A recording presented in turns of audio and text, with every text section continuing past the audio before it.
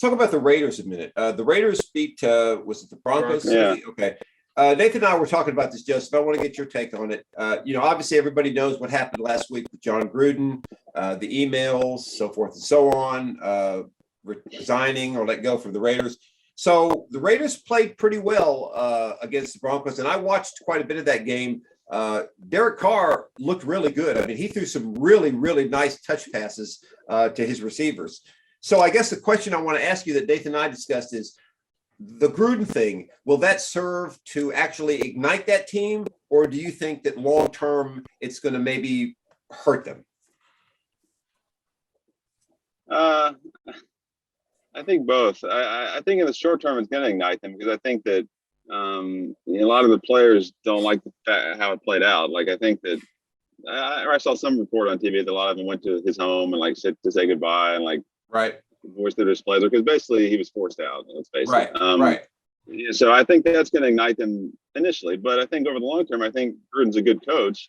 I think they're going to miss his coaching, right? Like over the course of the season. The guy they hired as the interim coach, his name doesn't come to mind right off the bat, but over the rest of the season, I think Gruden's a better head coach. So I think that ultimately they're worse off. But yeah, in the next maybe 3 to 4 weeks, I think it's going to spur them on, and who knows, maybe it does carry in the whole season, right? And it's like a us against the world scenario for them or whatever. But that's kind of my answer. And I think that they did look impressive this week against the Broncos. Aren't a total bottom feeder. They're an average team, so that was a good win.